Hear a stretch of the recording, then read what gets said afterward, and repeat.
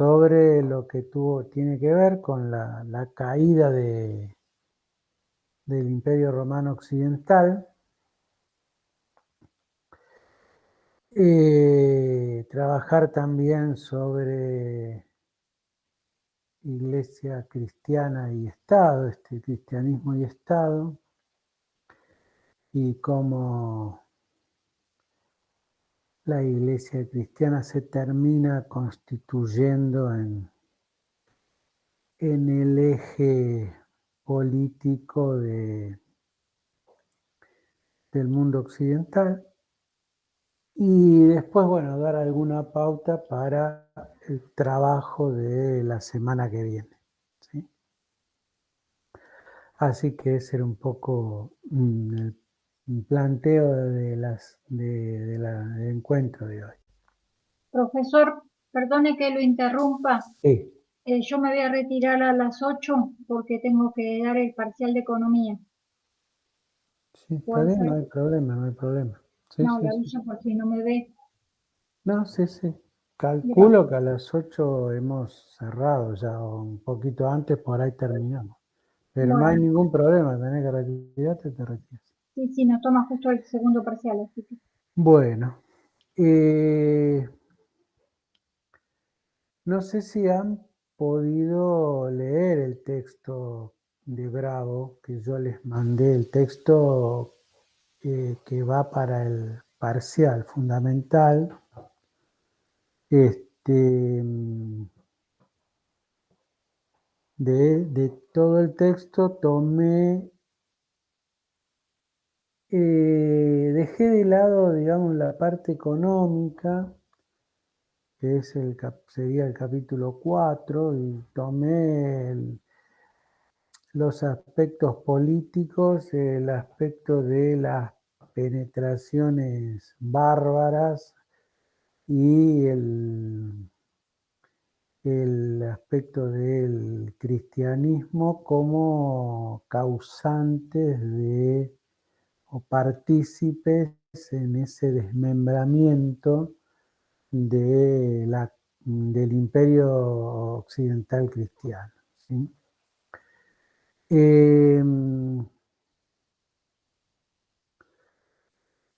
No es necesario ni que retengan, aparecen en algún momento cantidad de nombres de emperadores, o en el caso de cuando habla de las penetraciones bárbaras, nombra una cantidad de pueblos y de jefes de cada uno de esos pueblos. Bueno, yo ahora en el repaso o en la presentación que haga, voy a dar algunas pautas y nombraré algunos pueblos que a mi criterio son los que conforman la desestructuración, principalmente la desestructuración del mundo romano occidental, y eso sí es importante, pero no pretendo yo que retengan todos esos nombres, ni de emperadores, ni de jefes bárbaros, ¿sí? El planteo en cuanto a la caída del mundo romano occidental es, como dice por ahí en algún punto o en algún momento alguno de los autores que escriben el texto de Bravo, es algo que se viene analizando prácticamente desde el medioevo, y de acuerdo a las corrientes historiográficas va cambiando la interpretación, ¿sí?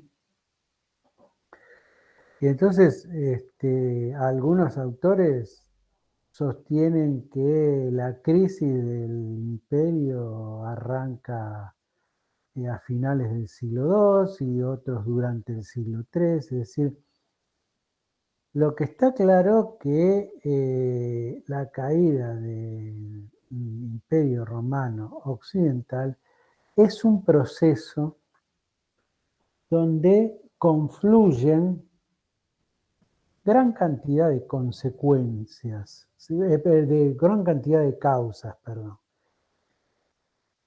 donde no hay una predominancia de una causa sobre otra causa, y que uno podría arrancar en ese proceso de caída o de transformación, como en algún texto, en una parte del texto aparece, o de paso del mundo romano occidental a una nueva realidad característica de lo que fue después la temprana Edad Media, lo puede arrancar, como digo, tranquilamente desde finales del siglo II, comienzos del siglo III. ¿Sí? Sí es cierto que la división del imperio definitiva, dada por Teodosio cuando él muere en enero del 395, Teodosio muere, era el emperador de un imperio unificado, y lleva a la práctica lo que estaba sucediendo realmente, es decir, lo transforma en algo de iure, dice el texto, es decir, en algo realmente oficial y constitucional, si quieren, algo que de hecho se estaba dando o se daba, que era la administración de ambos territorios a cargo de césares o de segundos augustos, ¿sí? Y entonces Teodosio, al morir, lega el territorio occidental a su hijo Honorio, y el territorio oriental a su hijo Arcadio.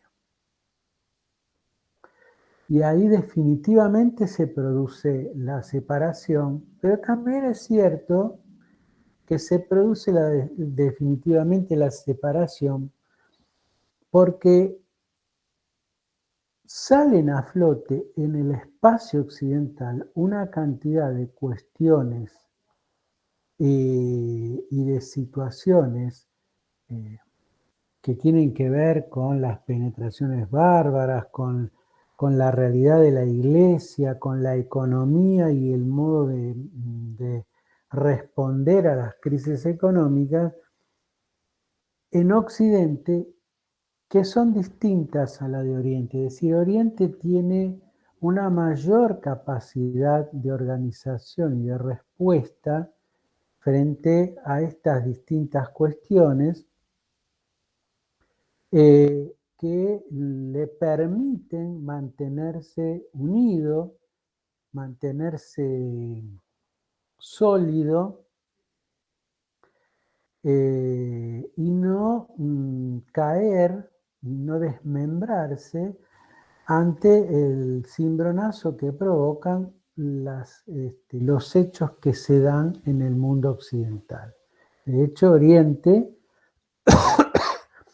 continúa unido hasta 1453, cuando Constantinopla finalmente cae en poder del Imperio Otomano, y Oriente, fundamentalmente durante el siglo VI y encabezado por el gran emperador Justiniano,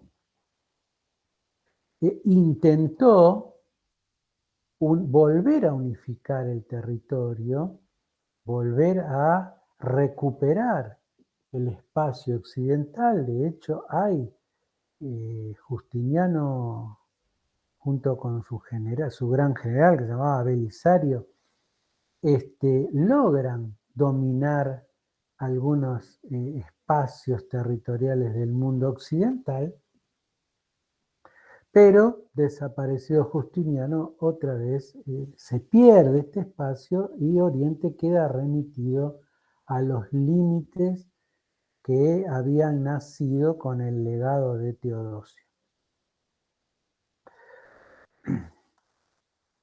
básicamente, ¿qué es lo que sucede en Occidente y a lo que no puede el Estado dar respuestas a las cuestiones que van apareciendo en Occidente?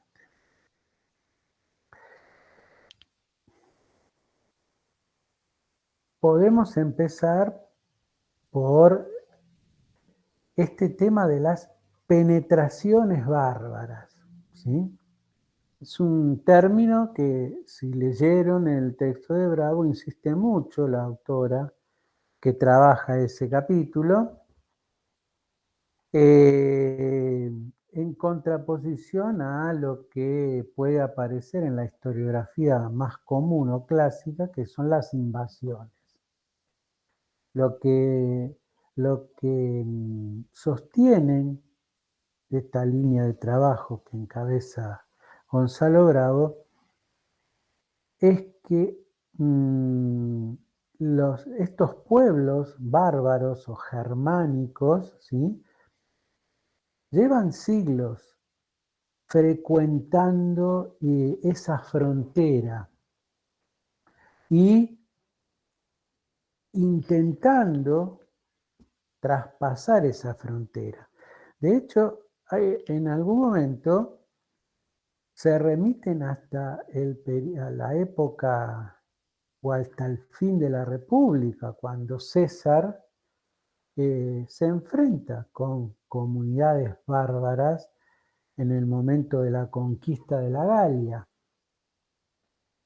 Y ahí termina estableciendo César el Rin como línea límite, ¿sí?, entre ese nuevo territorio incorporado por él después de 9 años, que es la Galia, y lo que está más allá de ese río Rin, ¿sí?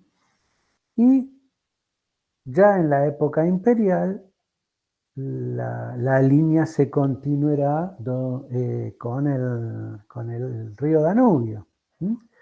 De manera que, si quieren conflictos con los pueblos bárbaros, Roma lo tiene desde la época de César, e incluso en algún momento dice, bueno, hasta los comienzos de la etapa republicana, cuando las comunidades galas ingresan en el norte de Italia y finalmente hasta llegan a la puerta de Roma y casi destruyen Roma, de manera que lo que la autora trata de sostener o explicar es que estas migraciones de pueblos externos al mundo romano y al mundo griego o al mundo greco-romano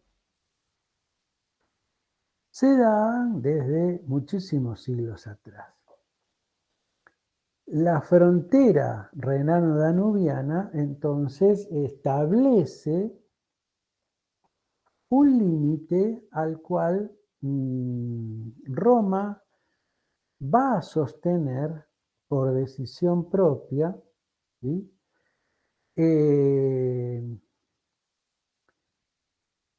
A comienzos del siglo I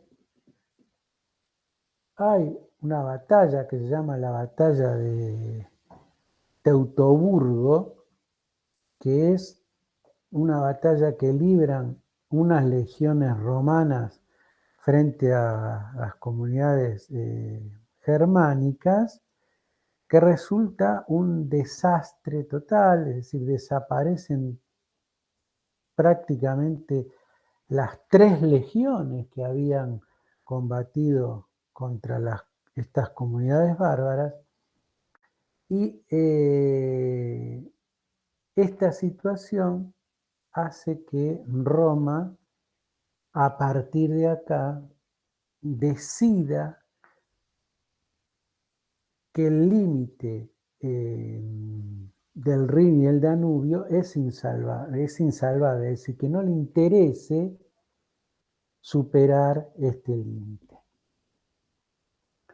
Esto no hace que la pérdida de interés de superar este límite no implica que no haya tenido contactos con estas comunidades bárbaras o comunidades germánicas y que ese contacto haya sido fluido, es decir, que no solamente el contacto de Roma con estos pueblos externos se dio a través de la guerra, sino que también hubo contacto a través del comercio, ¿sí?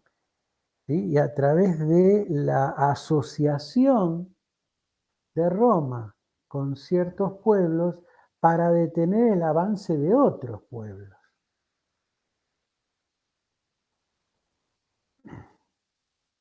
Hasta que finalmente esta modalidad de encuentro, por eso yo en algún momento, en alguna clase, no me acuerdo, fue en la anterior o en la otra, decía que el limes renano-danubiano cumplía una función de frontera, entendiendo como frontera la interrelación de quienes están de un lado y del otro, ¿sí? Bueno, finalmente, también vimos, Roma decide iniciar firma de acuerdos porque, con estas comunidades, porque por otro lado, y esto también es interesante en el artículo de las penetraciones bárbaras que ustedes tienen que leer, este concepto de bárbaro y de culturizado, es decir, Roma, mejor dicho, ¿por qué son pueblos bárbaros? Porque no tienen o no siguen o no practican las costumbres romanas, ¿sí? Es más, en algún momento, leyendo eso, uno puede pensar, bueno, pero esta idea del otro como bárbaro trasciende el mundo de la antigüedad, ¿sí? Se me ocurre Civilización y Barbarie, escrito por Sarmiento en el siglo XIX, es decir, esta mirada del otro, ¿sí? O la conquista española, digo, esta mirada del otro, marcando la diferencia cultural y que como no practica o no tiene las mismas costumbres que yo entiendo que es bárbaro o que es incivilizado, ¿sí? Es algo que caracteriza, pareciera, a Occidente, porque los griegos pensaban lo mismo, es decir, el término bárbaro es un término creado por los griegos, que como no entendían lo que decían los otros pueblos, imitaban diciendo que hablaban bar, y de ahí sale el término bárbaro, ¿sí? Los romanos entienden al otro de la misma forma. De manera que primero los tratan de conquistar, después tratan de tener un entendimiento, pero la firma del acuerdo, que nosotros vimos, estos acuerdos de colonato, de federatio, tiene que ver también con una consideración del Estado romano de que esas comunidades bárbaras también constituyen una forma de Estado, con una organización distinta, ¿sí? Constitucionalmente distinta, pero también tienen una entidad de Estado.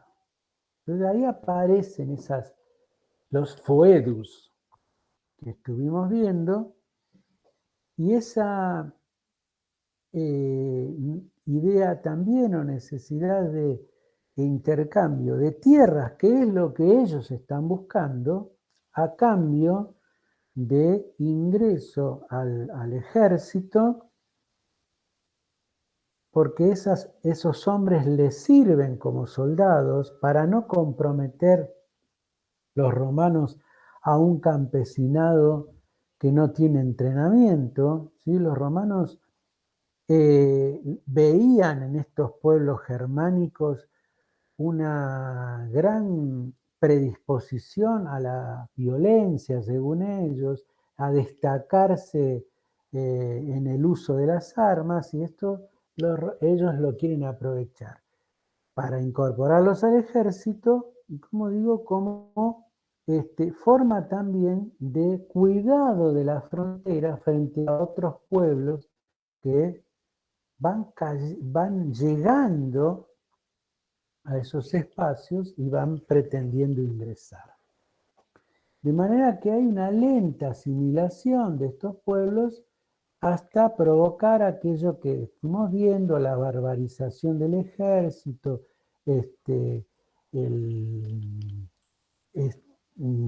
la carrera militar, si quiere, llevada adelante por miembros de esta comunidad, y finalmente lo que fue la llegada a los cargos de emperador. Dijimos también la región de Iliria era quien más aportaban a esto. Bien, en el momento de la división definitiva del territorio del Imperio Romano, Occidente encuentra estas cuestiones, ¿sí? Un ejército altamente barbarizado, un emperador, Honorio, bastante irresoluto,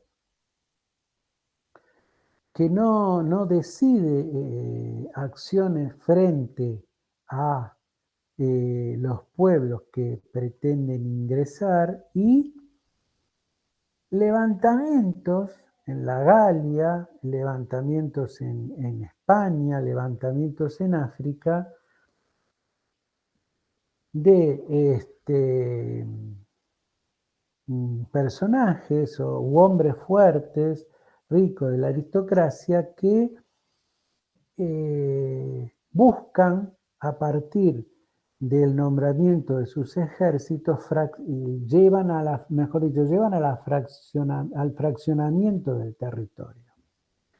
De manera que todas estas cuestiones hacen que no puedan, como lo habían hecho hasta antes del fraccionamiento, de la división del territorio, no puedan atender militarmente al frente interno, y además sostener esa frontera que ahora cada vez presenta mayores canales de permeabilidad y de ingreso. Lo que no sucede en Oriente. Oriente sí puede sostener la frontera del Danubio. En realidad, el último momento en que esa frontera fue rebasada fue en el 378, una batalla que se llama la batalla de Adrianópolis, donde muere hasta el Augusto de Oriente Valente, y los ostrogodos llegan a las puertas de Constantinopla. Lo que pasa es que Constantinopla tenía unas fortalezas tan grandes que son inexpugnables, y entonces no pueden ingresar a la ciudad. Pero después de eso, y de los acuerdos que firman con los godos, entonces Oriente reconstituye sus fronteras, reconstruye su ejército, y esto le lleva o le da la posibilidad de poder sostener la frontera danubiana. La frontera del Rin es insostenible para el espacio, para el imperio occidental.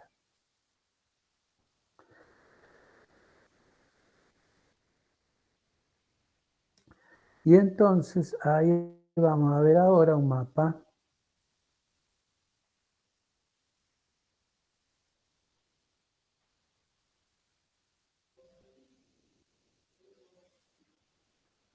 Espérenme un segundo, por favor.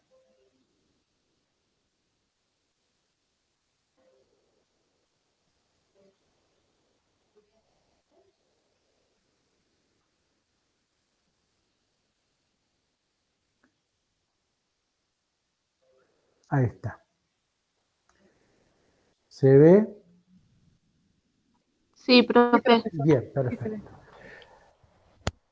No le hagan caso al título del mapa porque se contradice con lo que acabo de decir, con esta idea de no hablar de invasión, sino de penetraciones y lo demás. Pero digo, acá se ve, y esto es lo que realmente a mí me interesa que ustedes sepan, y estos son los pueblos en todo caso que vamos a destacar. En realidad, oleadas de penetración en el territorio occidental, vamos a hablar de dos, una en el siglo V y una en el siglo VI. Las del siglo V son las que colaboran con la caída final, con fecha arbitraria en el 476. ¿Cuáles son los pueblos que ingresan en el siglo V y que se van asentando en distintas partes del territorio del Imperio Romano Occidental? Bien, acá tenemos un pueblo que son los godos, es decir, la procedencia de prácticamente todos ellos es la zona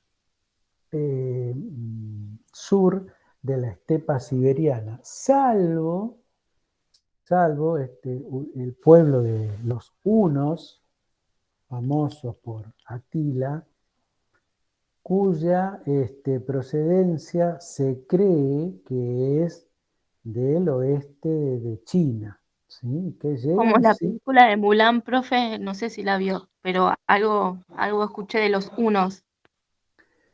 sí, bueno, por eso, que son del lejano oriente, ¿sí? Y cruzan todo prácticamente todo Asia y ingresan por la estepa siberiana y llegan a casi las puertas de Roma, ¿sí? Los demás pueblos, la mayoría de ellos, son procedentes y vienen y van llegando en oleadas desde la estepa siberiana.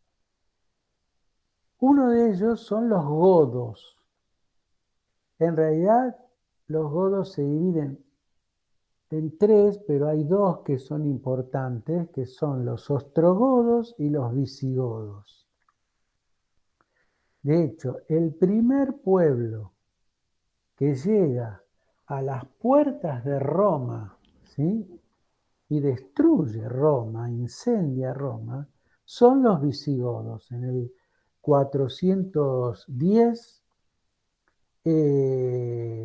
Alarico, el rey visigodo, llega a las puertas de Roma, destruyéndola sin la resistencia de el ejército romano ni del emperador. El emperador no residía ya en Roma, sino que residía en Rávena, que está sobre el Adriático. Es decir, digo, la primera gran estocada de estos pueblos en el territorio occidental. Finalmente, los visigodos van a trasladarse de la península itálica y asentarse definitivamente, creando el reino visigodo en España. De hecho, cuando los musulmanes en el 711 ingresan al territorio de la península hispánica, se enfrentan con el reino visigodo. Otro de los pueblos que ingresan en esta oleada primera del siglo V son los vándalos, también provenientes de la estepa siberiana.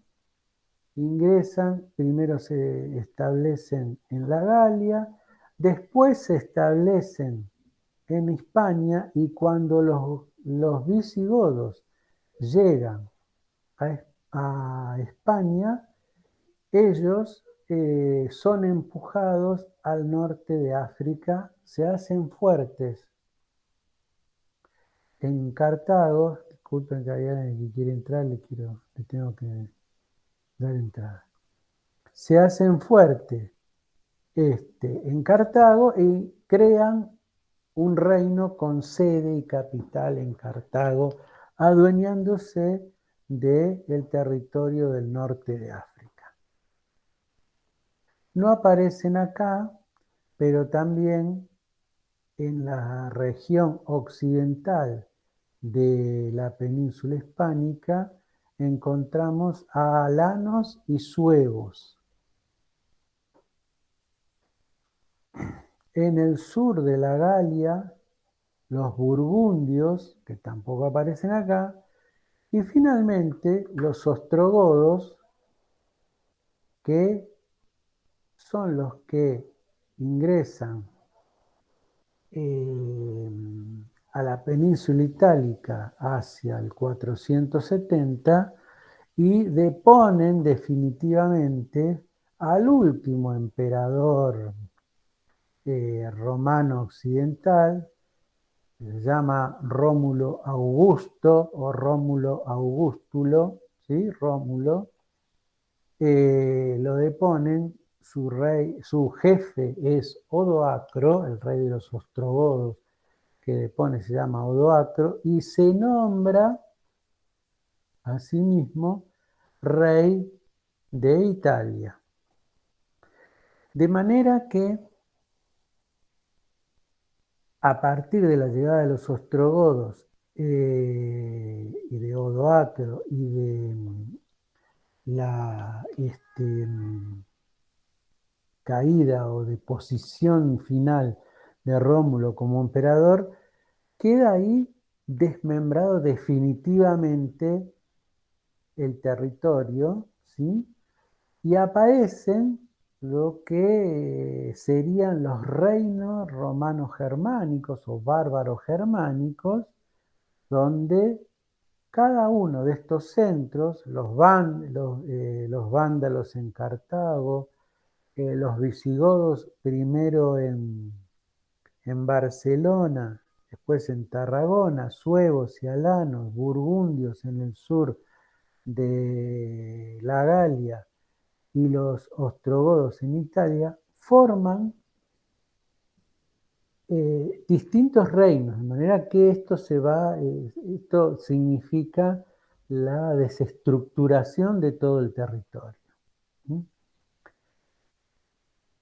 ¿Qué caracterizan a estos pueblos fundamentalmente? Bien, por un lado, para distinguirse de la base romana occidental, que era católica, ellos se convierten al arrianismo.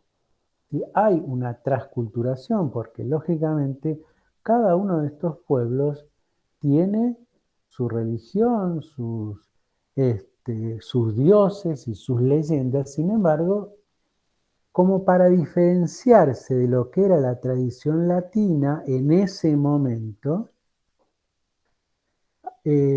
profesan el arrianismo. ¿Se acuerdan del arrianismo? Aquella herejía, en todo caso, que había surgido en Oriente y que había sido la que provoca el Concilio de Nicea, donde Constantino establece la ortodoxia cristiana diciendo quienes creen en esto son católicos. Bien, para diferenciarse de los católicos, ellos adoptan, como digo, el arrianismo. No continúan con la tradición jurídica romana, sino que traen sus propias estructuras, su propio marco legal y buscan preservar su idioma, tratando de diferenciarlo, ¿sí?, del latín, que frente a esto se va perdiendo, es decir, se va diluyendo el latín como otro elemento de lo romano que va a ir desapareciendo. Sin embargo, al siglo siguiente hay una nueva oleada importante de pueblos germánicos que ingresan, que son los jutos, sajones y anglos, que se establecen en el norte de lo que era la Galia y en la Britania, los francos, que se establecen en la mayor parte de la Galia, y hay otro pueblo que acá no aparece, que son los lombardos, que desplazan a los ostrogodos en la península itálica.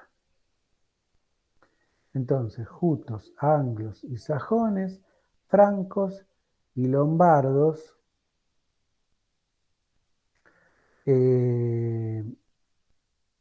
como destacados en la segunda oleada de pueblos bárbaros germánicos,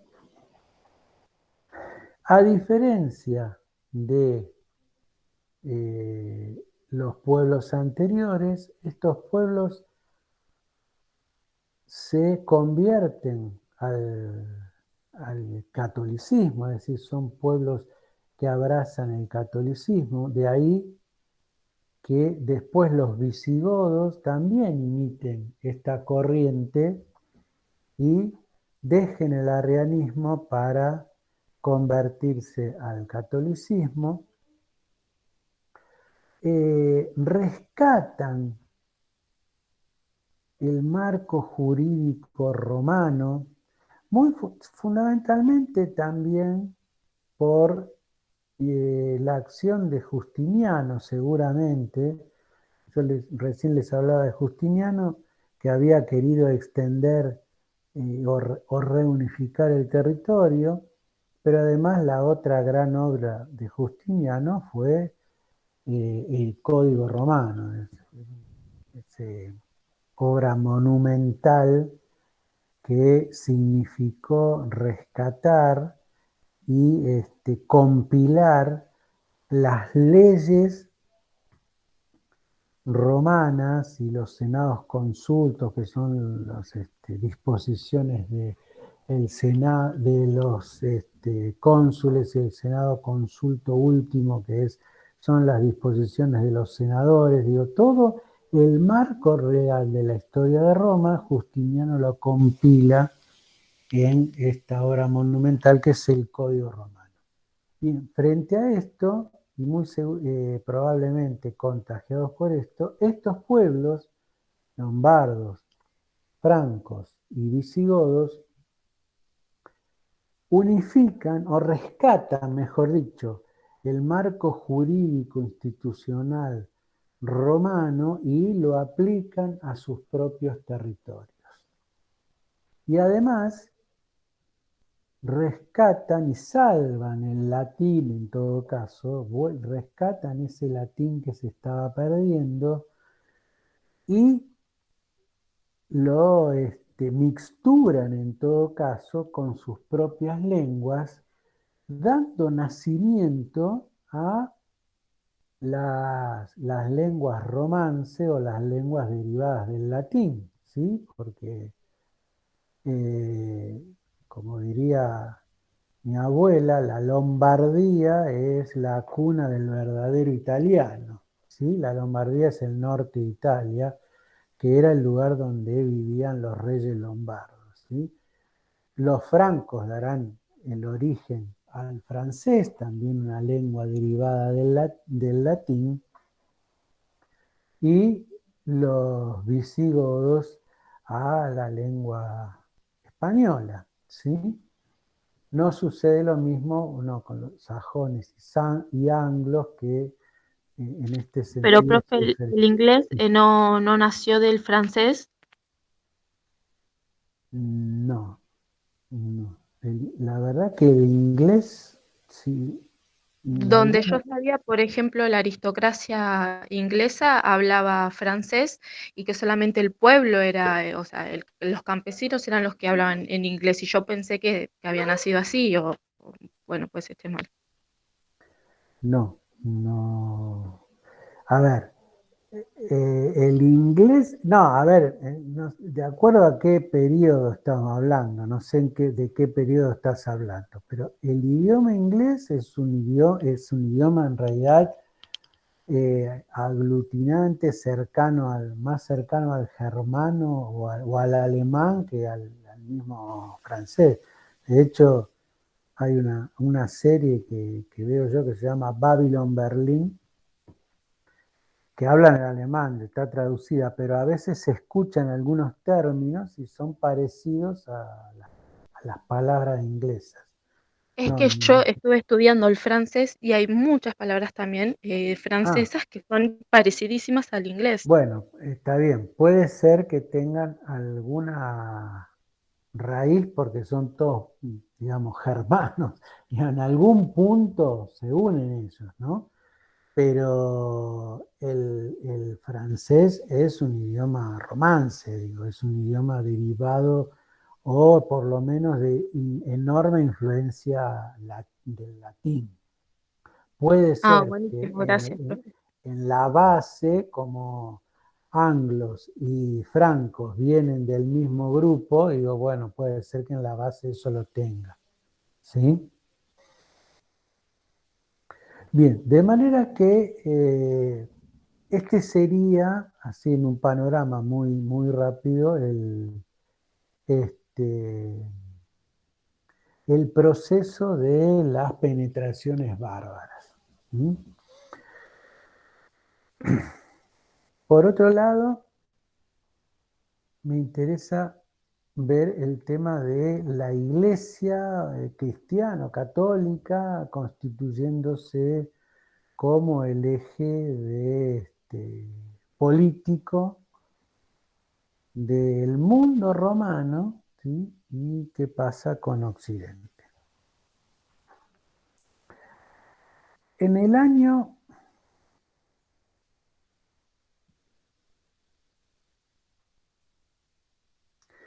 En el año 311, Constantino, que sería este personaje que aparece acá, se enfrenta a quien debate con él el poder del territorio occidental, que se llama Magencio. Se enfrenta en una batalla a las afueras de Roma, que se conoce como la batalla del Puente Milvio. Es el Puente Milvio, aún existe, está a las afueras de Roma.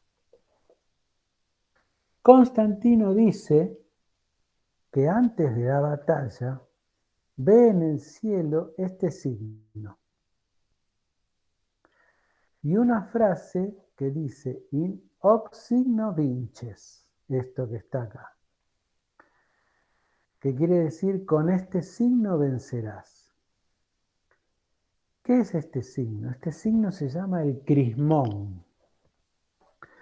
y son las dos primeras letras en griego de la palabra Cristo, ¿sí? El enviado, que es Jesús.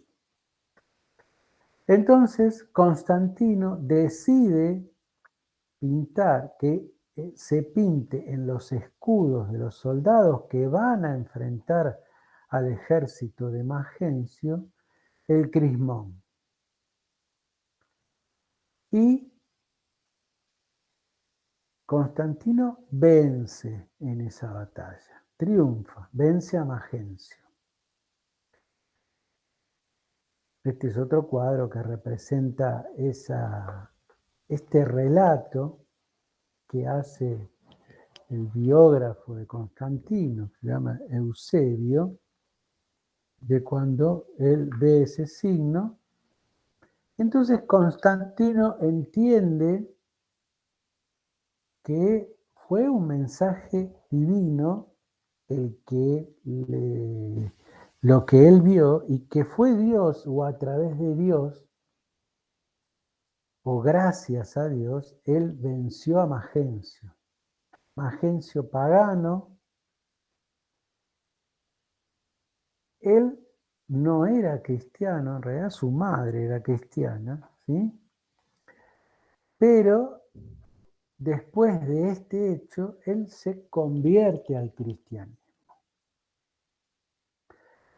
Y se considera que fue elegido por Dios para vencer en esa batalla y para también unificar finalmente el territorio del Imperio Romano, que desde la tetrarquía estaba dividido.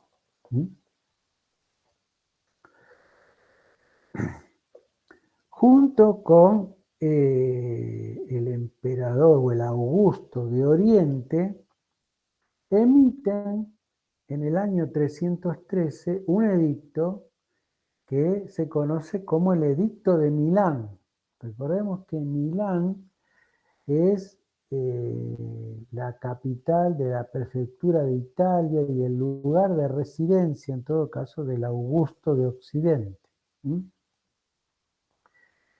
Y en ese edicto dicen Constantino y Licinio: juzgamos que entre las cosas que han de beneficiar a todos los hombres o que deben ser primero solucionadas, una de ellas es la observancia de la religión.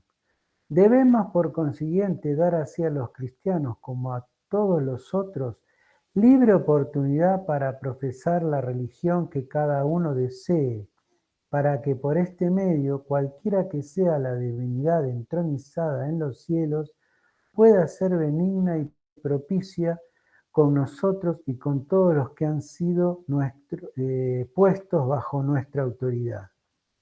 Hemos dado a los cristianos permiso libre e incondicional para que profesen su religión. También hemos concedido a los otros el mismo derecho público y libre para practicar sus creencias o cultos, para que de esta manera cada uno pueda tener libre ocasión para rendir adoración según su propio deseo. Esto es lo que establece el Edicto de Milán, la libre profesión del culto, pero Constantino se había convertido al catolicismo y él estaba convencido de que había sido elegido por el Dios de los cristianos para unificar el territorio y ayudar a la expansión de la fe cristiana, ¿sí? Por eso, a partir de que Constantino es dominus único, es decir, único emperador en todo el territorio, comienza a beneficiar a la religión cristiana y a los miembros de la jerarquía de la religión cristiana en detrimento del paganismo. ¿Sí? Si bien no ataca directamente al paganismo, pero sin embargo, Constantino beneficia a los cristianos mejor dicho, a la jerarquía de la iglesia cristiana con exención de impuestos, con beneficios para que para que puedan construir sus, sus templos, ¿sí? Y incluso en algunos casos hasta da permisos para transformar los templos paganos en templos cristianos. De manera que, de alguna manera, beneficia a la religión cristiana. De hecho, también vimos cómo él se constituye en jefe de la religión, ¿sí? En obispo civil, si quieren, cuando convoca a los concilios, es decir, a las reuniones de obispos para decidir sobre cuestiones que son propias del dogma. Su idea, la construcción de Constantinopla como la nueva Roma, para Constantino era una nueva Roma cristiana que se diferencie de la Roma pagana, porque Roma, la ciudad de Roma, todavía, y el occidente tenía gran fuerza el paganismo. De hecho, cuando él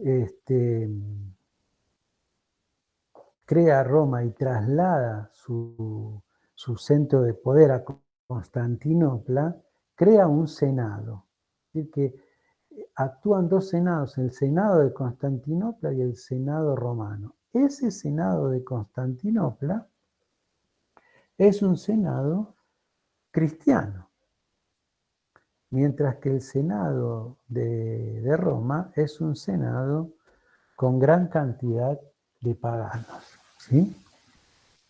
Se discute mucho sobre la conversión de Constantino, si realmente Constantino se convierte por fe o es una jugada política, que es lo más probable, por la difusión del cristianismo, el peso del cristianismo, la aristocracia oriental era estaba prácticamente convertida al cristianismo, de manera que era una jugada política haberse convertido al cristianismo. No dejó también de ejercer el cargo de pontífice máximo, que era el cargo más alto dentro del paganismo, pero siempre tendió a la ayuda de la iglesia cristiana.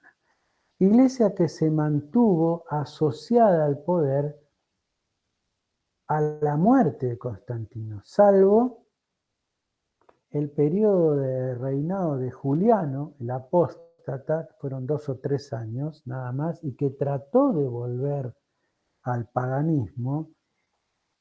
Los demás emperadores, continuadores de Constantino, de la familia constantiniana, y no los valentinianos, por ejemplo, fueron todos cristianos.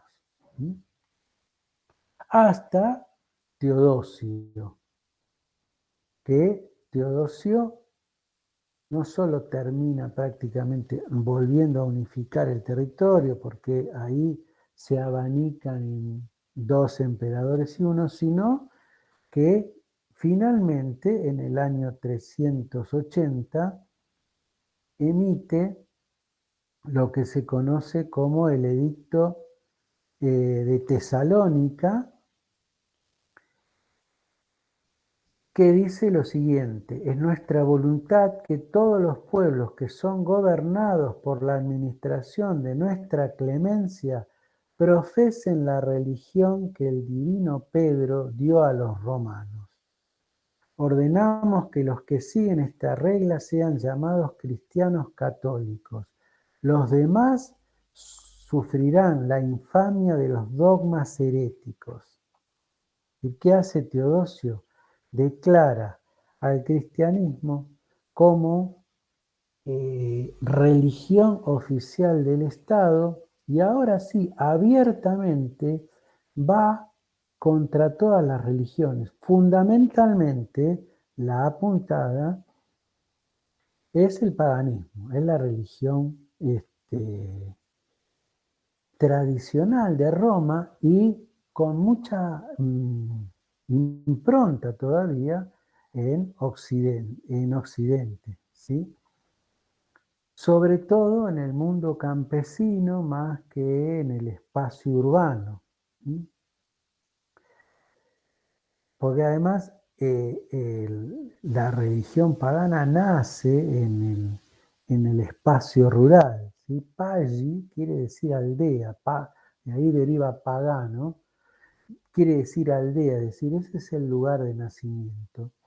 Después se traslada a los espacios urbanos y ahora es como que vuelve nuevamente a hacerse más fuerte en el espacio rural. ¿Qué otras cosas más dice el edicto de Tesalónica?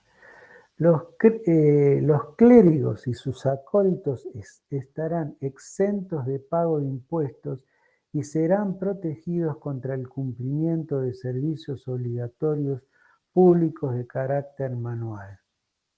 En caso de que se originen problemas de ciertos desacuerdos o de ofensas menores tocantes al cumplimiento de la religión, sean oídos en sus propios lugares y por los signos de sus propias diócesis.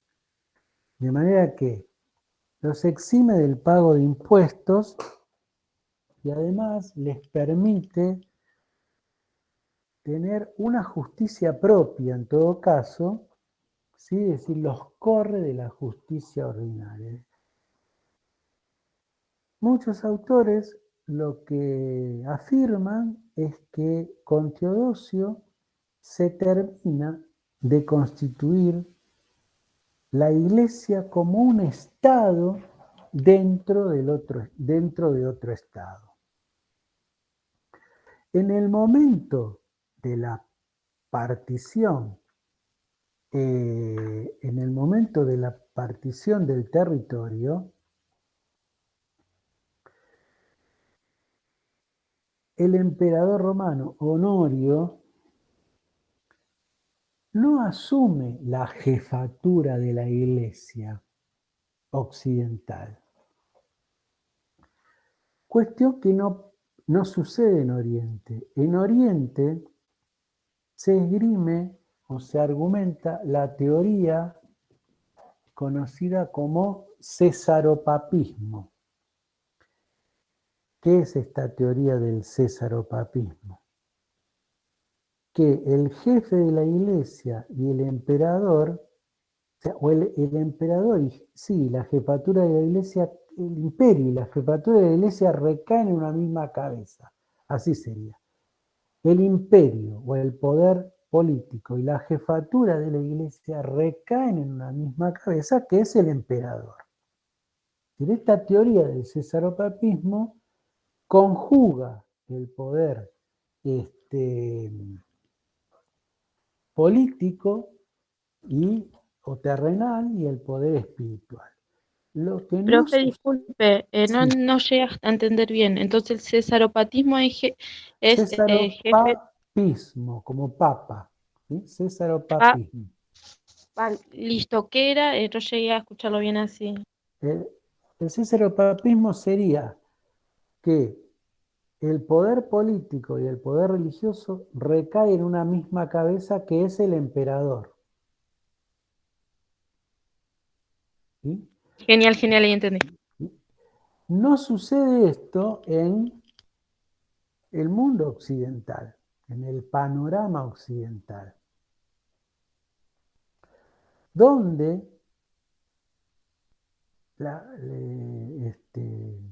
el poder político, ¿sí? Imperial recae en el emperador, pero el poder espiritual lo reclama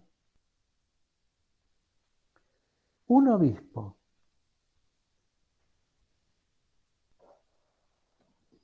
Que dice ser, en realidad, el continuador del que fue designado por Jesús como jefe de la iglesia.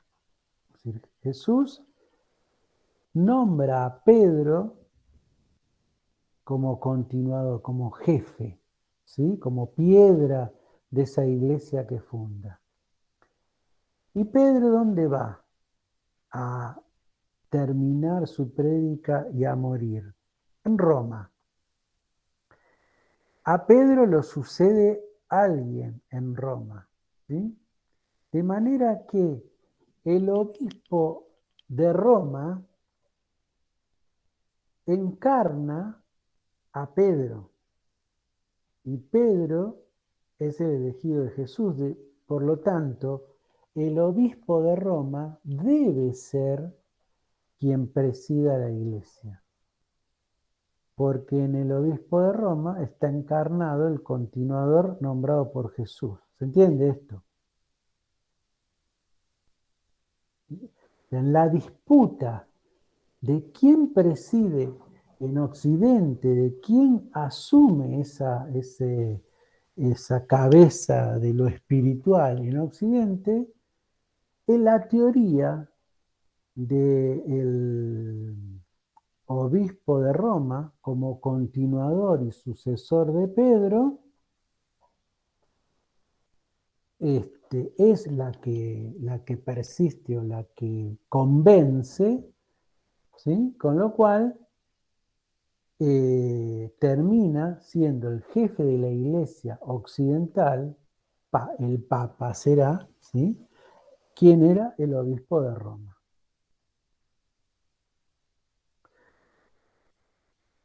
Para reforzar esta teoría, se crea la idea, no fue así, pero se crea la idea de que en el momento de la conversión de Constantino, en la batalla del Puente Milvio en Roma, fue bautizado. Y el que lo bautiza es San Silvestre, el obispo de Roma en ese momento. Entonces, si el obispo de Roma fue el que bautizó a Constantino, que recibió aquel mensaje divino, es decir, que fue favorecido por Dios para vencer al paganismo y constituirlo finalmente en jefe de la iglesia cristiana a través del Concilio de Nicea, bien, entonces otro argumento más para reforzar que el obispo de Roma era quien debía ser el jefe de la iglesia católica occidental.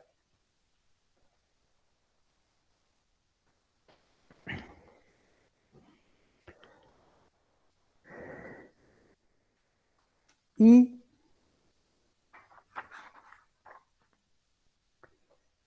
finalmente, ya desde la época de Constantino,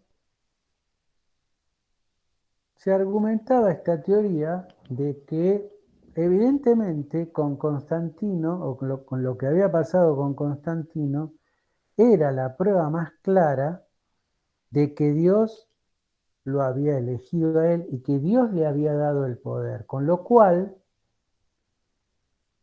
el poder que ejerce el Papa es un poder de origen divino. Perdón, el poder que ejerce el emperador, discúlpenme, que el poder que ejerce el emperador es un poder de origen divino. ¿Sí? Porque Dios lo había elegido a Constantino en aquella batalla. Y esa era la muestra. Bien, pero el emperador, ¿sí?, no era no era miembro de la iglesia, ¿sí? Con lo cual, ese poder de origen divino, ¿en dónde recae primero? Primero recaerá en el Papa y a través del Papa es entregado al emperador ¿sí?, o a la autoridad del Estado.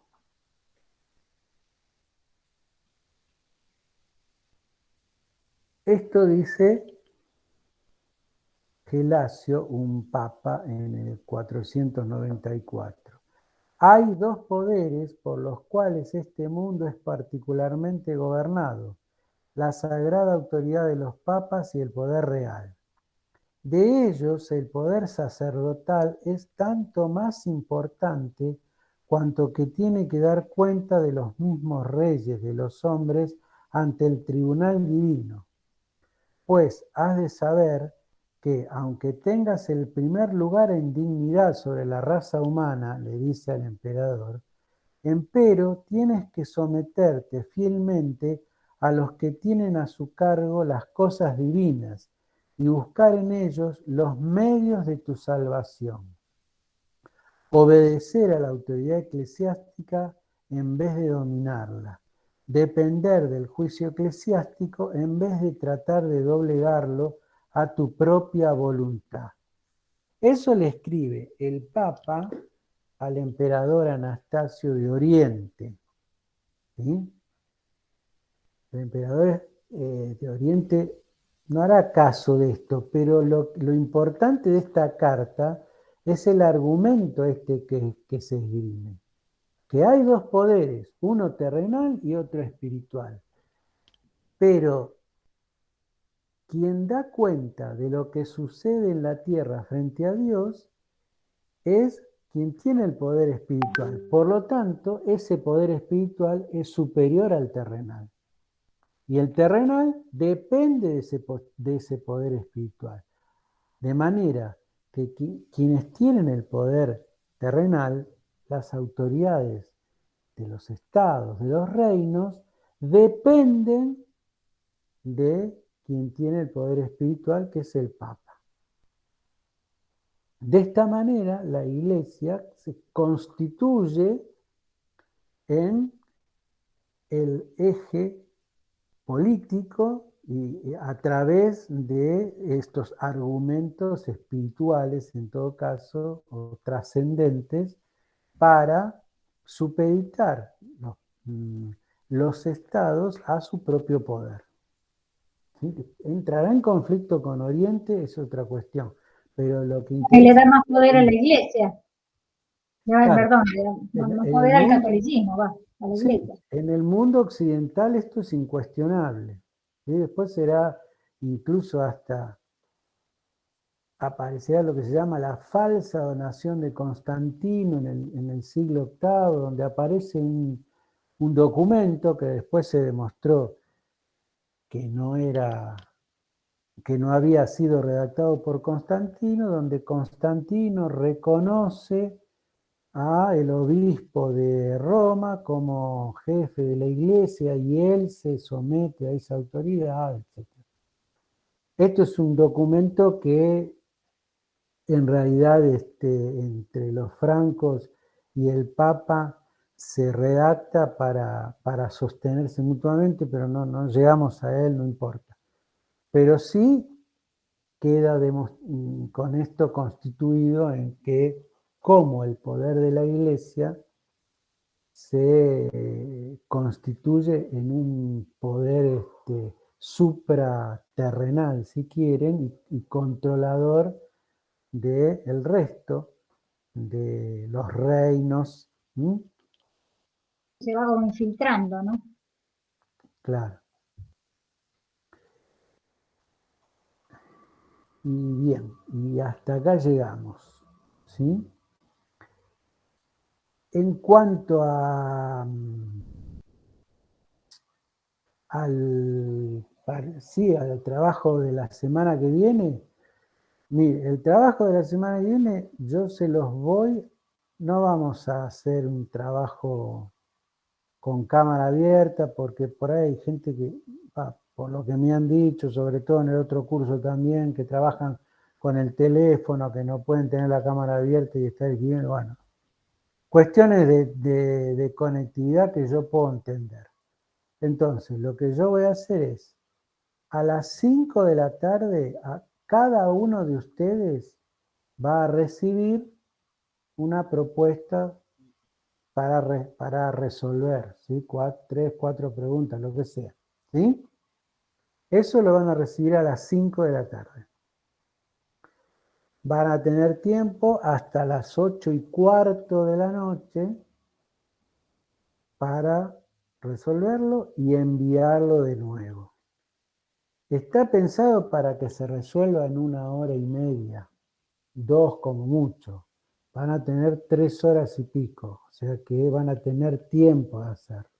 ¿Sí? Y hasta las 8:15 lo tienen que enviar, todo por el Classroom. ¿Sí? Si lo envían 8:16 no pasa absolutamente nada. ¿Sí? Si lo envían a las 10 de la noche, sí. O sea, digamos, la tolerancia de unos minutos no hay ningún problema, porque a veces se cae internet, lo que sea, no hay ningún problema. Yo el martes que viene a las 7 abro el Meet. Quien tenga alguna consulta, pero fundamentalmente sobre lo que no entiende la consigna, que hay algo, entra al Meet, me hace la consulta, no tengo ningún problema. ¿Sí? Y entonces el último martes, devolución, situación de la cursada, lo que tengamos que resolver y se terminó. Profe, ¿le Sí, puedo hacer una consulta? ¿cómo no? ¿Instancia de recuperatorio va a haber?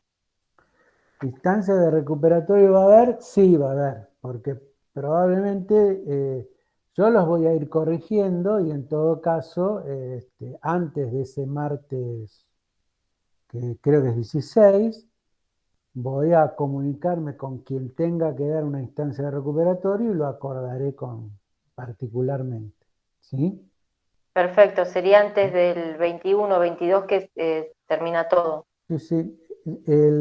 Nosotros a más tardar el sábado 20 tenemos que tener todas las notas cargadas. ¿Sí? Y eso lo van a tener ustedes. Y su situación académica aclarada. ¿Sí? Eso va a estar. ¿Sí? Durante varios años fui parte del equipo directivo y corría a los profesores con eso para que lo tengan a tiempo, así que ahora que soy profesor no voy a hacer lo que exigía en su momento. Así que van a estar, todo el mundo va a tener aclarada su situación académica y su nota cargada para que se puedan inscribir al final, en el caso que tengan todo aprobado, y si tienen un pendiente de aprobación, bueno, yo después arreglaré para que en febrero puedan en todo caso tener la nota para dar el final. ¿Sí?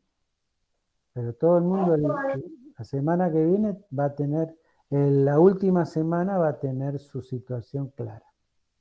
¿Mm? Buenísimo, profe, gracias. Era Bueno, una duda que tenía. perfecto. Bueno, no sé si hay alguna otra pregunta. ¿No?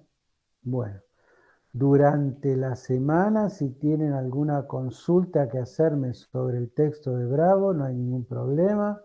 Me mandan un correo, me hacen la consulta, no hay ningún problema. Profe, principalmente usted recomendó, hizo hincapié en uno de los libros.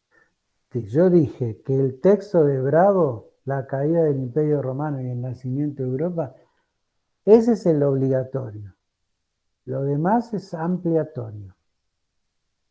Pero digamos, las Voy propuestas, a leer el obligatorio. las preguntas van a ser sobre el obligatorio. ¿Sí? Bueno, Gracias, profe. Profe. bueno, chicos, nos vemos entonces, por ahí no nos Bueno. vemos, pero bueno, nos comunicaremos la semana que viene. Buenísimo, buenas noches, gracias Saludos. a todos. Gracias, profe. Chao, buenas Que noches. tenga buena semana.